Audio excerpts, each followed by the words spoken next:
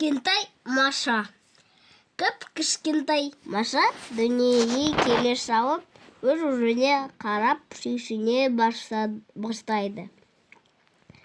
Міне ғажап, қандай әдемі сұлумын. Ғажайып осыны айт. Аяғына қараса алтау екен. Ұзын сымбатты. 4 аяқпен тік тұрасың, ал қалған екеуі. 5-ші, 6-шысы қорғаушылар. Олар денеге ештеңені жақындатпайды. Маша енді өз қанаттарына қарады. Қандай мөп-мөлдір, жеп-жеңіл, жылдам көтеріп кетеді. Мұртшасы үлпілдек, ал тұмсығы жебе сияқты бірдей. Ал мен не жасай аламын, деп Маша өзіне сұрақ қойды. Ән шырқады. Әні сондай нәзік жіңішке, осылай ән айтатын кім бар екен? Қуанышын кіммен бөлісерін білмеді. Әнін өзіңге айтып көріп еді. Жылдарлай ағып естімеді. Енді ол әнін ағашқа айта бастады. Жапырақтары сыбдырлап, шулап, ол да тыңдамады. Сөйтіп жүргенде Машаға тышқан кездесті. Кішкентай Маша оған да әнін айтпақ болып еді. Тышқан бұтаға қарай қаша жөнелді. Тығып қалған тышқанның ұзын құйрығы сыртта қалып қойды. Менің әнімді тыңдамайсың ғой? Ал ендеше, деп Маша оның құйрығына өзінің бірде тұмсығын соғып алды. Ойбай, апа, деп тышқан сиқылдап ала жөнелді. Тышқанның апалап біреуден қашқанын осы кезде қоян көреді. Ол да қорқып өзінше апалап, айғай салып, сектей тышқанның артынан зыта жөнелді. Оқша зымыраған қоянның алдынан қу түлкі шыға келеді. Қоянның түлкіге қарауға шамасы болмады.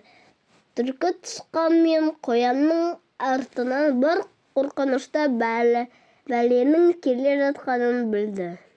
Ол да дыбыс шығаруға шамасы жетпей аша жөнелді.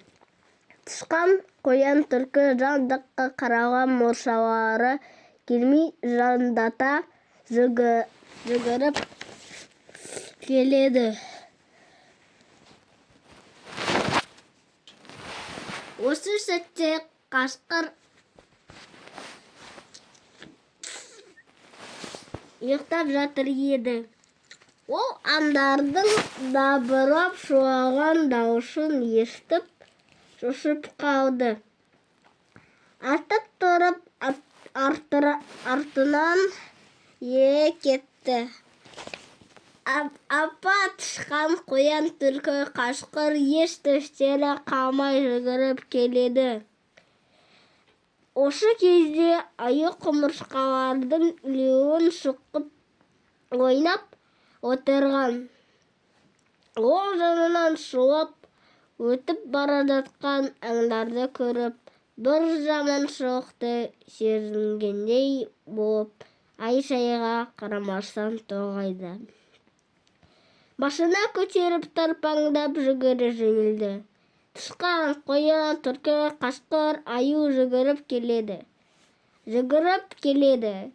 Бір уақытта қоян тышқаннан сұрайды.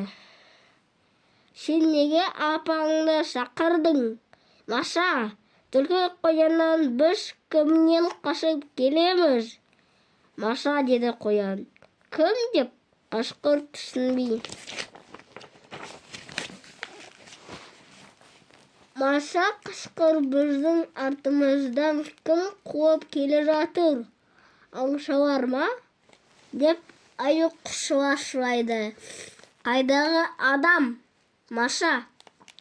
Маша! Деп аюдың ақырған дауысынан бүкіл орман жаңғырып, аспан айналып жерге түскендей болды. Жүрегі тыршылдап, аю жерге құлап түсіп, басын бұшық үніне тықты. Аңдарының алдынан күлшіктен бақыр ұшып шықты. Не болды? Кімнен қорқып қаша келе жатырсыңдар? Ойбай, Маша құртты бізді, деп ентігін баша алмай аю. Ал кішкентай Маша жылдап әнін айтып қоймайды. Бақа таң қалып, көзін шарасын шығара бадырайтып, аузын ашып ап деп Машаны жұтып қойды. Сөйтіп Машаның әні біржолата тиылды.